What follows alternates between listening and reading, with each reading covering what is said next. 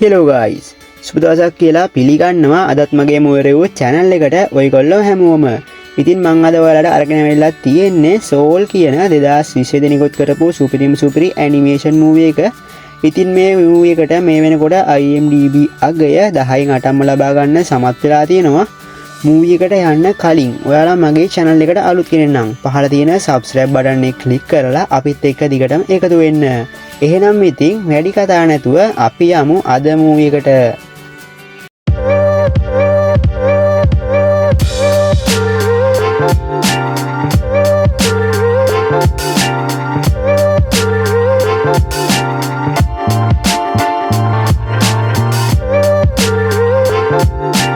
Movie එක පටන් ගන්නදිම අපිට පෙන්නන්නේ අපේ කතාවේ ප්‍රධාන චරිතයව.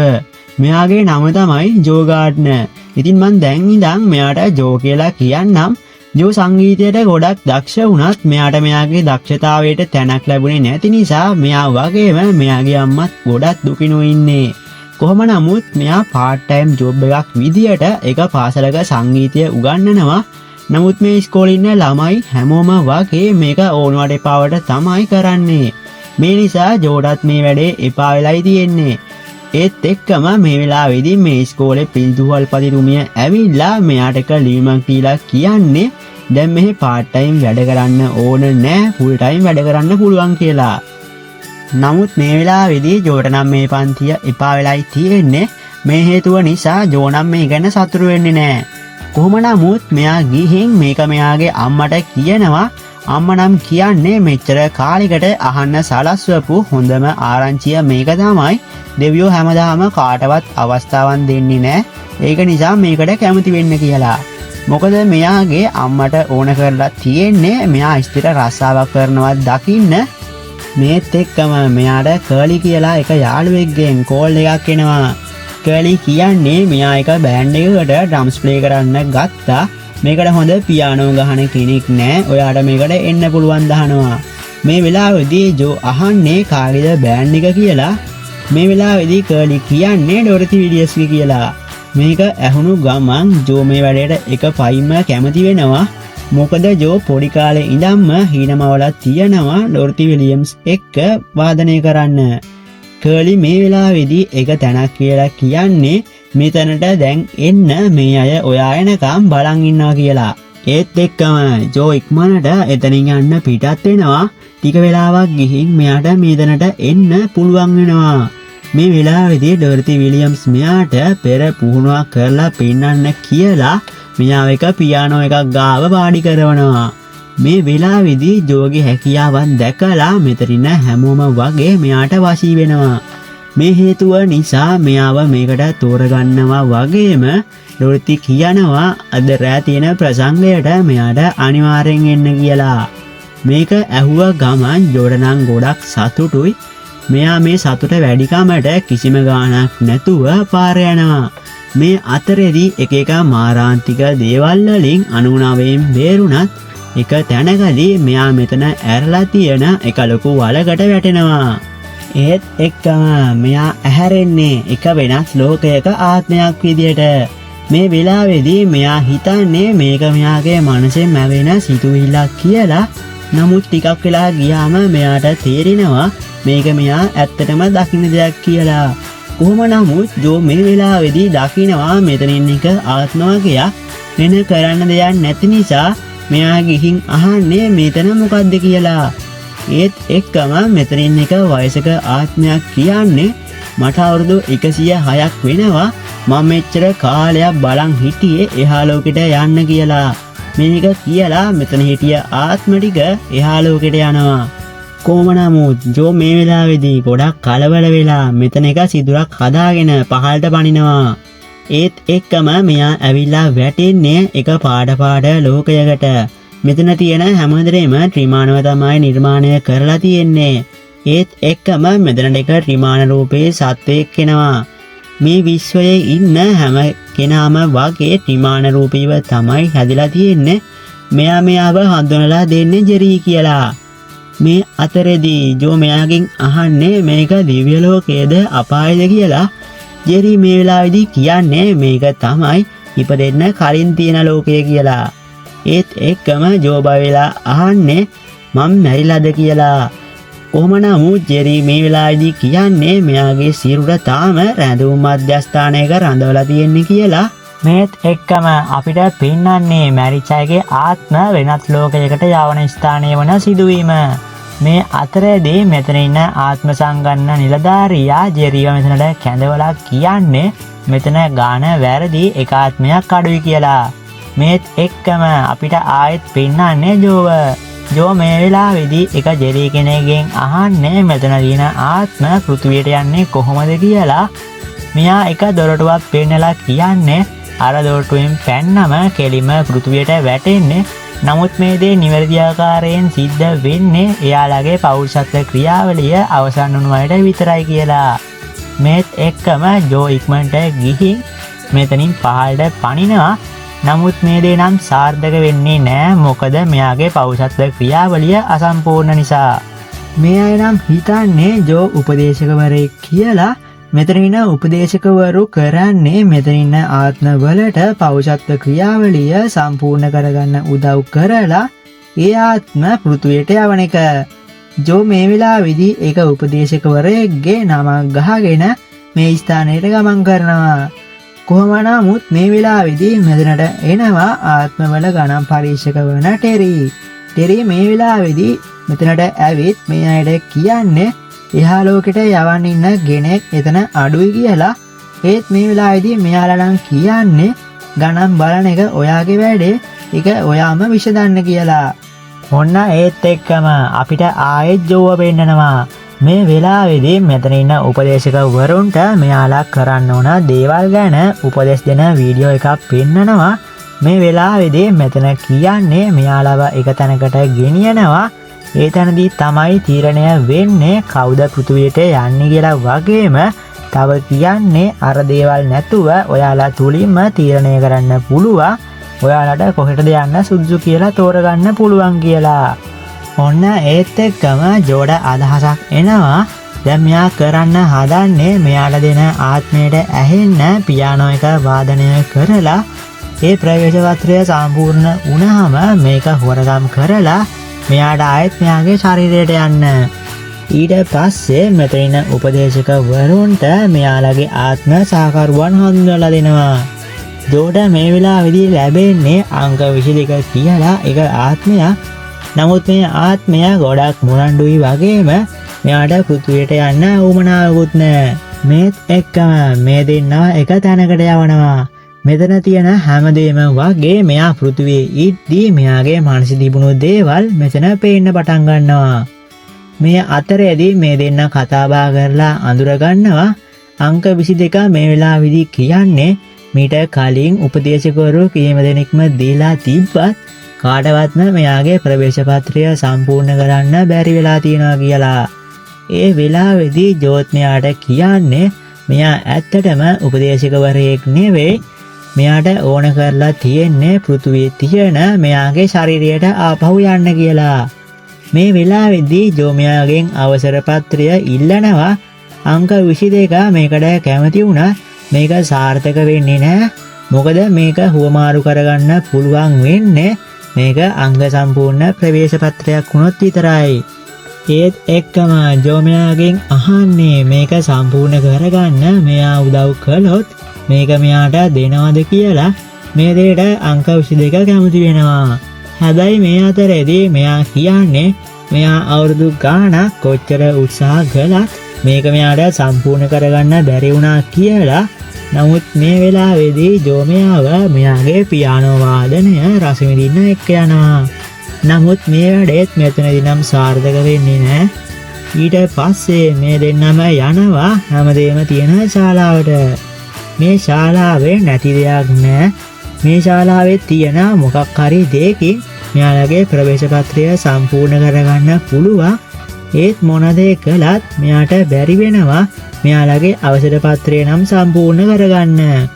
කොහොම නමුත් මේ අතරේදී මේ දෙන්නට දීපු කාලය අවසන් වෙලා මෙතනට එක ජෙරි කෙනෙක් ඇවිල්ලා මේ දෙන්නව වෙනත් ලෝකයකට යවන්න හදනවා.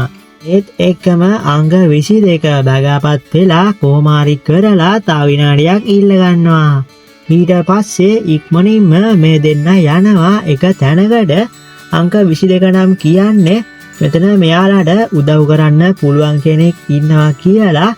මෙයාලා මෙහිම ඇවිල්ලා තියෙන්නේ භෞතිකය සහ ආධ්‍යාත්මය කියන මනස එක තැනක තියාගෙන ඉන්න ආත්ම ඉන්න තැනට.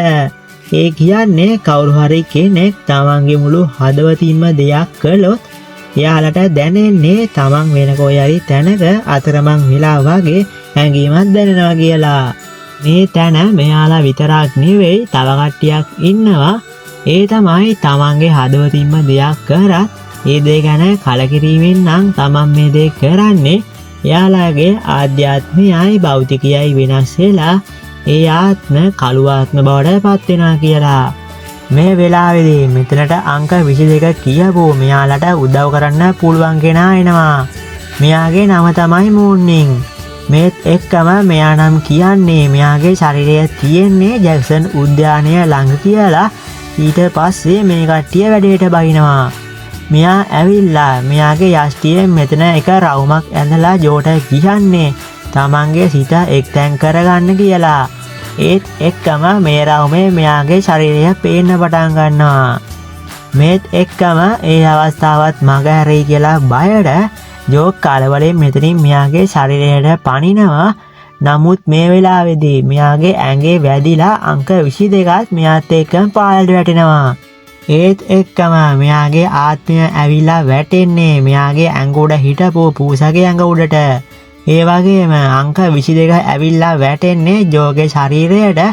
මේ වුණු දේ ගැන නම් මේ දෙනාට හිතා ගන්න බෑ. කොහොම නමුත් මේ වෙලාවේදී මේ දෙන්නා තීරණය කරනවා මෙතනින් පැනලා මෝර්නින්ව හොයාගන්න. මොකද මේ දේ හරි ගසන්න පුළුවන් එකම කෙනා මෝර්නින් විතරයි. මෙහෙම යන මේ දෙන්නට මෝර්නින්ව හොයාගන්න පුළුවන් වෙනවා. සිද්ධිය මෙයාට කිව්වට පස්සේ මෙයා නම් කියන්නේ මේ දේ කරනවා නම් සූර්යා මීන රාශියෙන් මේෂ රාශියට සංක්‍රමණය වෙන දවසක් වෙන්න ඕනි කියලා. ඒත් එක්කම මෙයා කියනවා අද හවසට මේ දේ සිද්ධ වෙන්න නියමිතයි කියලා. ඊට පස්සේ මෙයා කියන්නේ ඔය දෙන්න හාෆ් නෝට් එක ගාවට ඇවිල්ලා ඉන්න මං එතනට හවස් වෙද්දී එන්නම් කියලා. ඔන්න ආයෙත් අපිට පෙන්නන්නේ ආත්ම ලෝකයේ වෙන සිද්ධිය. ටෙරි මේ වෙලාවේදී මෙතනින් අඩු වෙලා ඉන්නේ කවුද කියලා හොයන ගමනුයි ඉන්නේ. එතනින් පස්සේ ආයෙත් අපේ කතාව අරගෙන යන්නේ ජෝ සහ අංක 22 පැත්තට. දැන් මේ දෙන්න ජෝගේ ගෙදර ගිහිල්ලා අදරා තියෙන ප්‍රසංගයට යන්න ලෑස්ති වෙන ගමනුයි ඉන්නේ. කොහොම නමුත් අනිත් පැත්තෙන් අපිට පෙන්නන්නේ ආත්ම ලෝකයේ ඩෙරිව. මේ වෙලාවේදී ටෙරි හොයාගෙන තියනවා මෙතන අඩු ආත්මයේ තොරතුරු පත්‍රිකාව. ඒ වෙලාවේදී තමයි මේ කට්ටිය දැනගන්නේ මේ ඉන්නේ අංක 22ත් එක්ක යවපු උපදේශකවරයා කියලා. ඒක නිසා ටෙරි යනවා පෘථුවියට මේ දෙන්න ආපහු අරගෙන එන්න. ඊට පස්සේ අපිට ආයෙත් අංක 22 සහ ජෝව පෙන්නනවා. දැන් මේ දෙන්න ලස්සනට ලෑස්ති වෙලා හාෆ් නෝට් එක තියෙන පැත්තට යන ගමනෝ ඉන්නේ. ටික වෙලාවකින් හාෆ් නෝට් එක තියෙන තැනට මෙයාලට එන්න පුළුවන් වෙනවා. මෙයාලා මෙහෙම මෙතන ඉන්න අතරේදී අංක 22ට පෘථුවියේ තියෙන සුන්දරත්වය දැනෙන්න පටන් ගන්නවා. ඔන්න ඉතින් ඒත් එක්කම මෝන්නිනුත් අවශ්‍ය බලු ටිකත් අරගෙන මෙයාලගේ ආත්ම මාරු කරලා මේ දේ නිවැරදි කරන්න එනවා. හැබැයි ඔන්න මේ වෙලාවේදී අංක 22 මේකට අකමැති වෙලා කියන්නේ මෙයාගේ ප්‍රවේශ පත්‍රය සම්පූර්ණ කරගන්න පුළුවන් වෙන්නේ මෙයා මෙයාගේ ශරීරයේ හිටියොත් කියලා. ඊට පස්සේ මෙයා මෙතනින් දුවන්න පටන් ගන්නවා. මේත් එක්කම ජෝස් මෙයාගේ පස්සෙන් දුවන්න පටන් ගන්නවා. හැබැයි ඔන්න මේත් එක්කම ක්‍රියාත්මක වෙන ටෙරි මේ දෙන්නම අල්ලගෙන ආයෙත් ආත්ම ලෝකෙට අරන් යනවා. ජෝ උත්සාහ කරනවා ආයෙත් මෙයාගේ ශරීරයට යන්න. නමුත් ඒ දේ නම් සාර්ථක වෙන්නේ නැහැ. උඩට ආපු මේ දෙන්න පෘථිවි ප්‍රවේශ පාත්‍රයට රණ්ඩු වෙන්න පටන් ගන්නවා. ජෝ නම් මේ වෙලාවේදී කියන්නේ මේක සම්පූර්ණ වුණේ මෙයාගේ ශරීරයේ හිටපු වෙලාවේදී සංගීතයට ආදරය කරපු නිසා කියලා. ඒක නිසා මේ ප්‍රවේශ පාත්‍රය යාගේ කියලා. කොහොම නමුත් මේ දෙන්නම එහෙම රණ්ඩු වෙවි ඉඳලා අන්තිමේට අංක 22ට තරහ ගිහින් මේක ජෝටම දීලා මෙතනින් යන්න යනවා. ඔන්න ඉතින් මේක ලැබුණු නිසා මෙයාට පුළුවන් වෙනවා ආයෙත් මෙයාගේ ශරීරයට ගිහින් පැතින ප්‍රසංගයට සහභාගී වෙන්න. කොහොම නමුත් ප්‍රසංගය ඉවර වෙලා එළියට එන ජෝ ඩොරතිගෙන් අහන්නේ ඊළඟට මොකද්ද කරන්න කියලා. ඊට පස්සේ ඩොරති කියන්නේ හැමදාම වගේ ඇවිල්ලා මේක තමයි අපි කරන්න කියලා. මේක ඇහුව ගමන් මෙයාට මේ දේවල් එපා වෙලා ගෙදර ගිහින් අංක 22 ගැන හිතන්න පටන් ගන්නවා. මොකද ජෝ හිතන් හිටියේ මේ ප්‍රසංගයෙන් පස්සේ මෙයාගේ ජීවිතේ වෙනස් විදියකට දැනීවි කියලා. ජෝ මෙහෙම දේවල් මතක් කර කර ඉද්දී මෙයාට තේරුම් යනවා අංක 22ගේ ප්‍රවේශ පත්‍රය සම්පූර්ණ වුණේ සංගීතය නිසා නෙවෙයි. ඒක එයාම සම්පූර්ණ කරගත්තු එකක් කියලා. ඔන්න ඊට පස්සේ ජෝ පියානෝව වාදනය කරන්න පටන් ගන්නවා. මේ වෙලාවේදී මෙයාගේ භෞතිකය සහ ආධ්‍යාත්මය දෙකම එක්තැන් වෙලා මෙයා ආයෙත් ආත්ම ලෝකයට යනවා. මේ වෙලාවේදී ජෝට මූර්නින්වත් මුණ ගැහෙනවා. මූර්නින්ගෙන් අංක 22 ගැන ඇහුවම මෙයා කියන්නේ ඔය දෙන්නගෙන් කවුරුවත් ආවේ නැති නිසා මම මෙහෙට ආවා. ඒ වෙලාවේදී අංක 22ව දැක්කා. හැබැයි එයා අතරමං වුණු ආත්මයක හිර වෙලා හිටියේ කියලා. කොහොම නමුත් මේ දෙන්නට ආයෙත් අංක 22ව හම්බෙනවා. හැබැයි එයා මේ වෙද්දී මෙයාලත් එක්ක තරහිනව ඉන්නේ. ජෝ කොච්චර උත්සාහ කළත් මෙයාත් එක්ක කතා කරන්න මෙයා නවතින්නේ නැහැ. මෙයා මේ විදියට ඉපදෙන්න කලින් තියෙන ලෝකයටම යනවා. මේ අතරතුරේදී ජෝ කොහොම හරි මෙයාගේ ඇඟ ඇතුළට ගිහින් මෙයාගෙන් සමාව අරගෙන මෙයාගේ ප්‍රවේශ පත්‍රය ආයෙත් මෙයාටම දෙනවා. ඔන්න ඒත් එක්කම ආයෙත් මෙයා සාමාන්‍ය තත්ත්වයට පත් වෙනවා. ඊට පස්සේ අංක 22 ජෝට සමුදීලා පෘථිවියට යනවා.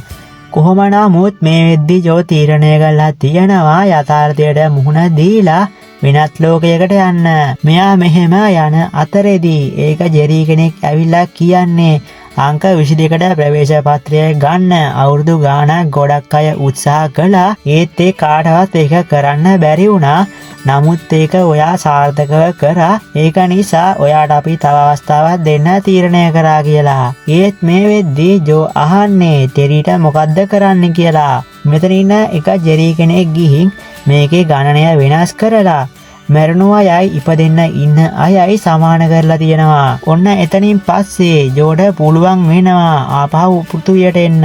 අන්තිමේට අංක 22කට වගේම ජෝටත් පුළුවන් වුණා තමන්ගේ ඉරණම වෙනස් කරගන්න. ජෝ ආපහු ගෙදර ඇවිත් ඉන්න සිදුවීමක් වෙන්නන ගමන් මේ ලස්සන මූවි එක ඉන් වෙලා යනවා. එහෙනම් ඉතින් මේ වගේ තවත් ලස්සන මූවි එකකින් එකතු වෙනකන් ආදර මම ගිහින් ඉන්නම්.